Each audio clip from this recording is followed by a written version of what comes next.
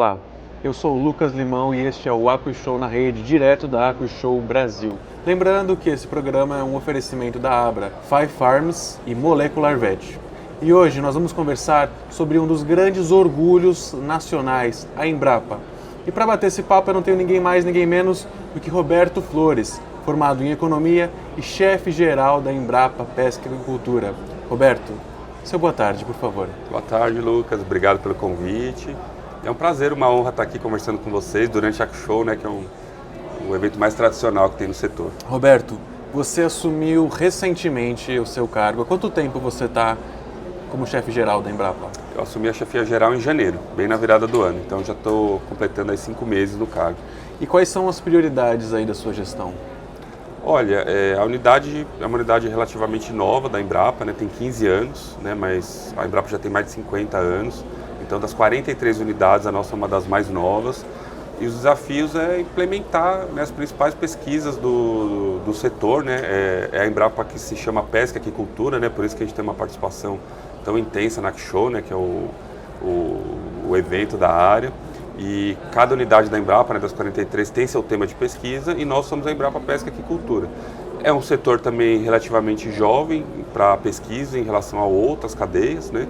Então, o grande desafio é a gente conectar todos os agentes, né, os parceiros, o setor produtivo, com a estrutura que a gente está criando, né, de laboratório, de campo experimental e de grandes projetos de dimensão nacional. Então, se a gente conseguir motivar a equipe e fazer essa ligação com todos os parceiros de uma forma harmônica e que gere recursos e resultados para a sociedade, né, esse é o grande desafio que a gente tem aí num período aí de 4, 5 anos de gestão. Perfeito, Roberto. Falando agora um pouco sobre o setor produtivo mesmo. Existe uma crítica à Embrapa Pesca e Aquicultura de que ela prioriza muito os peixes nativos, quando, na verdade, a grande força econômica da piscicultura é a tilápia. Como é que você analisa essa crítica? Você concorda com ela? Quais são as verdadeiras iniciativas da Embrapa? Olha, a gente como uma instituição de pesquisa tem que buscar atender as demandas dos consumidores, da população e do setor produtivo também, né? Em nenhum momento existe um ponto a ser priorizado que a gente internamente discuta, olha, não vamos fazer isso para a tilápia, vamos fazer para os nativos. Nós temos muito trabalhos com tilápia, né? São vários projetos, vários resultados, né? Então a gente pode citar, por exemplo, toda a parte econômica e de estudos que a gente faz para comércio exterior, onde a tilápia é o principal item exportado. E agora tem todo o problema da importação também, né? Então, basicamente, é um trabalho para tilápia que a gente faz, né? A gente tem trabalhos de sanidade para tilápia, a gente tem trabalhos de inteligência territorial, a gente tem trabalhos de edição genômica para tilápia. Então, são vários trabalhos para tilápia, né? O que acontece é que as espécies nativas, principalmente o tambaqui, mas outras também, como é o caso do pirarucu, mas principalmente o tambaqui, são espécies que estão alguns passos para trás em relação a maturidade tecnológica que a tilápia já tem, né? Então, como uma instituição de pesquisa, a gente precisa buscar investimentos para fazer com que o tambaqui chegue ao ponto que a tilápia está hoje, como é o caso de programas de melhoramento genético, também ações de edição genômica, ações econômicas e alguns passos atrás. No caso do pirarucu, a gente tem que ver questão de reprodução, que não é uma demanda para a tilápia, né? Nutrição para tambaqui está muito para trás. Então, são temas para as espécies nativas que têm um apelo muito maior do que para a tilápia, e se a gente não investir como uma instituição pública que quer ver essas cadeias se desenvolverem, ninguém mais vai fazer dessa mesma forma, né?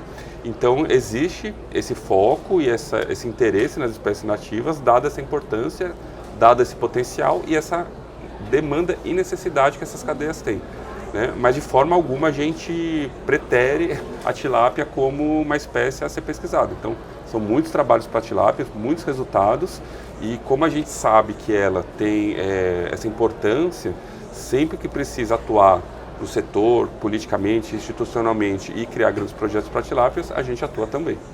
É importante até a gente fortalecer outras espécies, outros cultivos, porque apostar todos os ovos numa galinha só é um pouco problemático. Pode ser que tenha uma crise aí sanitária com a tilápia e aí a piscicultura vai ficar refém de qualquer crise que possa aparecer. Então é importante também investir em outras pisciculturas também. Você tem essa questão do risco, né? Como você disse, uma questão sanitária, por exemplo, ou mesmo essa discussão recente que está tendo a lista da Conabio, né, onde a tilápia, por mais que o tambaqui, o pirarucu, o camarão também estavam listadas, né, mas era uma lista diferente, a tilápia estava numa lista prioritária da Conabio. Então, se você tiver uma questão normativa legal da tilápia, pode atrapalhar a produção. Mas mais do que isso, as espécies nativas têm um potencial grande também, né? A tilápia tem uma concorrência do mundo inteiro, haja vista a questão da importação que está acontecendo no Brasil, né? Muitos países produzem tilápia, vendem para os mesmos mercados que os nossos, então é uma competitividade muito maior. A espécie nativa tem um potencial muito grande de mercado, de sabor, de tipos de produtos que a gente pode fazer e a oportunidade que a gente tem de ter um produto genuinamente brasileiro, assim como a gente tem a castanha do Brasil, a castanha do Pará, o açaí, que são já produtos amazônicos e nacionais, referências mundiais, a gente pode ter espécies de peixe também com a mesma característica, né? Então a gente não pode, independente do sucesso da tilápia, de qualquer risco que tenha, a gente tem uma oportunidade de ter outras linhas de produto que vão destacar o Brasil nesse setor. Perfeito. Falando agora de uma outra espécie que também é uma espécie exótica, o panga, que é um grande potencial. Nós somos um grande importador mundial de panga e temos aqui na região de São Paulo, sobretudo ali em Mococa, uma produção crescente de panga. Existem projetos, iniciativas de pesquisa voltadas para essa espécie? Não, a gente até hoje não entrou no panga, né, não tem nenhuma linha, mas de fato, né, com a produção crescendo, né, esses itens, o que a gente tem é essa parte de estudo de mercado, de exportação, mas pesquisa básica para a produção do panga nós não temos. Perfeito, até porque há necessidade de aparecer uma demanda também da sociedade para que a Embrapa faça essa iniciativa. Exato, então, com o tempo aparecendo a gente pode estudar, as coisas vão acontecer naturalmente, mas hoje o que teria mais próximo é a tilápia mesmo, né, que a gente tem os estudos e as espécies nativas. Perfeito. E quais são, nesse momento, os principais projetos da Embrapa Pesca e Aquicultura, Roberto? Bom, então, a gente tem um excelente projeto para pirarucu, fazendo observação do comportamento do peixe para a reprodução, né? A reprodução do pirarucu é o grande gargalo dessa cadeia produtiva. Então, é mais uma espécie que tem um potencial enorme, muito saborosa, né? Com um rendimento fantástico, mas sem a gente dominar a reprodução do peixe, a gente não vai conseguir avançar muito. Então, a gente tem um projeto muito interessante para ter mecanismos que permitam com que o peixe se reproduza de forma mais fácil, entendendo e monitorando o comportamento do acasalamento dos peixes, né? Então, para o pirarucu, eu destacaria esse projeto. Para o tambaqui, o maior destaque é a parte genética, né? Tanto a edição genômica, onde a gente modifica o gene da espécie para que a gente construa algumas características desejáveis, como um crescimento mais rápido, ou também a retirada da espinha Y, e programa de melhoramento genético para que a gente possa, através das gerações, ter a espécie melhorada para que se chegue num nível tecnológico que a tilápia tem hoje também, né? Então, a parte genética eu acho que seria o destaque para o tambaqui, além de alguns projetos que a gente tem para nutrição também, né? Que o tambaqui precisa de alguns protocolos alimentares mais específicos e programas de transferência de tecnologia também, onde a gente acompanha produtores através da extensão rural, da assistência técnica para levar esse conhecimento. E da tilápia é um pouco do que eu já destaquei, né? Os projetos da parte econômica, onde a gente monitora o mercado e dá esse suporte para o setor produtivo em relação às exportações, o próprio drawback da tilápia que foi feito e abriu muito espaço para as exportações, e também essa parte de edição genômica e ordenamento territorial que a gente vem avançando para a tilápia. Fora isso, a gente tem muitas prestações de serviço para a sociedade, como cursos online, que a gente está até lançando alguns aqui no evento, né?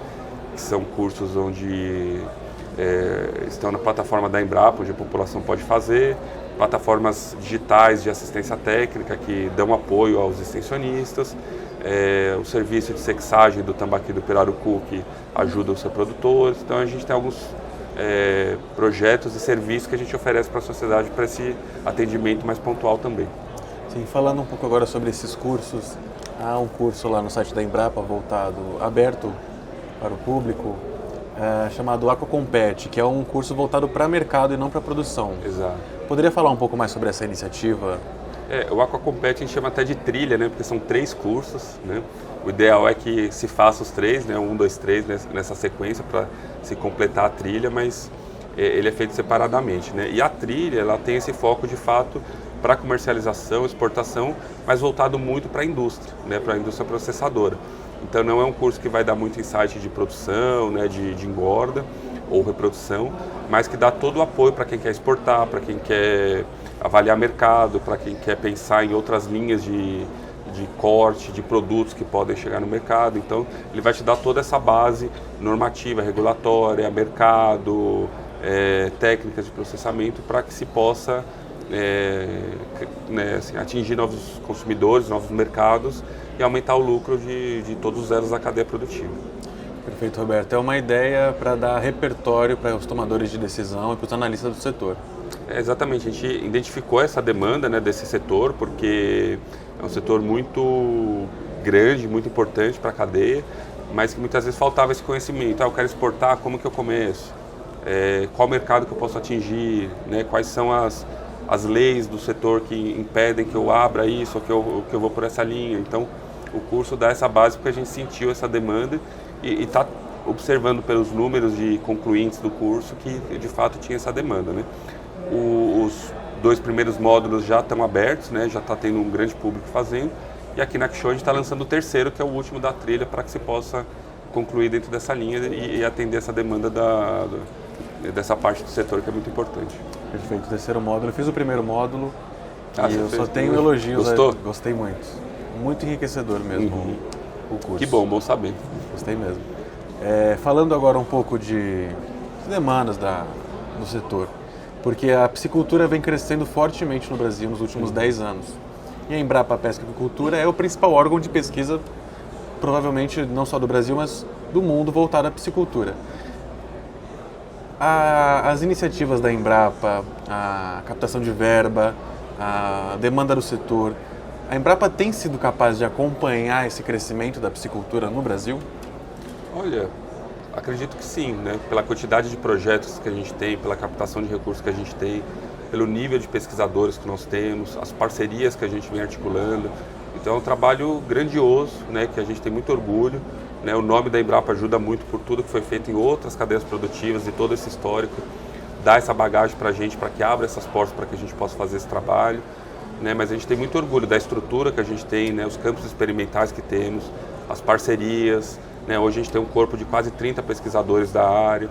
É lógico que a gente sempre pode melhorar, né? Poderia ter mais mão de obra, mais recurso, e a gente está na luta para que se tenha isso a curto, médio, longo prazo. Mas hoje a gente tem uma estrutura muito interessante, muitos projetos. Captação de recursos é sempre um desafio, né? Mas são diversas fontes, são muitos editais governamentais, né? FINEP, CNPq, que a gente consegue recurso, parceria com o setor privado, emenda parlamentar, outras instituições que nos apoiam também. Então a gente vai vencendo essas barreiras e conseguindo avançar. Como você disse, né, as demandas são grandes, o setor é dinâmico, né? Todo mês a gente tem uma novidade, é uma lei que mudou, é uma lista que foi criada, importação que está chegando que a gente não sabia, mas a gente está monitorando, está observando tudo e a pesquisa tem que ser dinâmica também, né? Então, ao mesmo tempo que a gente tem pesquisa básica de longo prazo, como um programa de melhoramento genético que vai demorar anos para ter um resultado mais finalístico, mas a gente também faz ações mais de curto prazo, como notas técnicas que dão um apoio científico para algumas decisões governamentais, né, análise de alguns dados, captação de algumas informações para que a gente possa dar esse respaldo técnico que o governo e que o setor precise para a tomada de decisão e para que possa impedir alguns problemas que o setor vem enfrentando. Perfeito, Roberto. Como você mesmo já disse, a Embrapa carrega um nome histórico, um dos grandes orgulhos nacionais. E você está com o cargo de diretor-chefe de um dos segmentos da Embrapa. Como é que é? É muita pressão? Quais são os principais desafios que você tem enfrentado nesse cargo? Olha, a pressão é natural, né? Existe, mas eu pessoalmente costumo dizer que é bom não ficar pensando muito nisso, né? A gente sabe o que tem que fazer. É um desafio grande, né? O centro é muito importante, né? O setor é importante, mas a gente está aqui para ajudar, né? Então a gente vai monitorando, faz o relacionamento que precisa, faz o investimento que precisa. Eu acho que a gente está dando conta do recado, né? Então, por mais que o desafio seja complexo, né, a gente não pensa muito na complexidade, né, a gente sabe o que tem que fazer, nós somos preparados para isso, né, o corpo técnico da Embrapa é muito qualificado, né, a gente tem uma equipe muito bem formada e muito experiente, então a gente está à disposição do setor, da sociedade, para usar a nossa equipe da melhor forma e chegar nas soluções. Então o desafio existe, mas eu acredito que a gente está lidando bem com a situação e conseguindo chegar nesses resultados. Perfeito, Roberto. Agora, para finalizar, como que o pequeno produtor faz para ter acesso à Embrapa, para ter acesso à ciência e a tudo que de bom que a Embrapa produz? O pequeno produtor, principalmente, eu me refiro. Olha, a gente tem projetos de transferência de tecnologia, né, seja para a piscicultura ou para outras cadeias que a gente trabalha também, onde esses projetos a gente trabalha em parceria com a extensão rural, com assistência técnica e algumas associações também, como o Sistema S também, Sebrae, Senar, são grandes parceiros. Isso faz com que a gente tenha uma capilaridade maior de levar as tecnologias da Embrapa na ponta, né, na porteira, para o produtor que quer usar. Então, de alguma forma, ele acaba sendo assistido e recebe as tecnologias da Embrapa. Mas a gente tem alguns serviços que são mais diretos também, como os próprios cursos online, né, são exemplos. Quem quiser fazer o e-campo da Embrapa, esses cursos de aquicultura, o próprio Aquacompete é um exemplo, né, que a gente já falou um pouquinho a respeito. A gente tem o ATER Digital também, que qualquer um pode acessar na internet, entrando ali na plataforma ATER Digital, do Hub do Peixe, vai acessar todo o material que a gente deixou ali. Tem as publicações da Embrapa, que entrando no site da Embrapa ou nas redes sociais pode acessar e ver livros, artigos, notas técnicas, materiais técnicos para que se use na produção e se entenda um pouco mais. Serviços também que a gente oferece, como o serviço de sexagem, por exemplo, que para reprodutores identificar o sexo do pirarucu e do tambaqui ajuda muito na hora da reprodução. E se tiver algo mais específico, alguma parceria, alguma ideia de inovação, alguma empresa que quer desenvolver algo junto com a gente, pode fazer contato com o nosso SAC, a mensagem vai chegar até a gente e a gente vai conversar para ver como que poderia fazer alguma pesquisa, alguma inovação em conjunto, né? Então a Embrapa é uma empresa de pesquisa, uma empresa de inovação, a gente faz com que essas inovações cheguem através dos parceiros, mas quem quiser fazer algo em parceria, a gente conversa também para ver como que é possível fazer inovação em conjunto. Perfeito, Roberto. Agora já podemos encerrar. Só vou deixar o espaço aberto aqui para você dar o recado para a audiência. Esse espaço é seu, pode dizer o que você quiser. Bom, só agradecer mais uma vez a oportunidade de estar falando aqui na AquiShow. A AquiShow é sempre um evento que a gente prioriza a nossa participação como Embrapa Pesca e Aquicultura também. E estamos na luta para fazer o melhor, né, para o setor da piscicultura do Brasil, que é um setor tão importante, tão pujante na economia brasileira. As demandas não são poucas, mas quanto mais o setor estiver unido, né, seja o setor produtivo, seja as instituições públicas, mais resultado a gente vai ter. Então o nosso trabalho da Embrapa tem sido muito nessa parte de conectar os setores e podem contar com a gente, né? Quem precisar, quem quiser conversar, venha nos procurar, porque a gente está junto para atingir todos esses objetivos em conjunto. E eu tenho certeza que em 5, 10 anos o Brasil vai ser referência mundial em piscicultura. Perfeito, muito obrigado, Roberto. Muito obrigado a quem nos assistiu. Eu sou o Lucas Limão. Este foi o AquiShow na Rede, direto da AquiShow Brasil. Este programa é um oferecimento de Five Farms, Abra, Associação Brasileira de Reciclagem Animal, e Molecular Vet. Muito obrigado.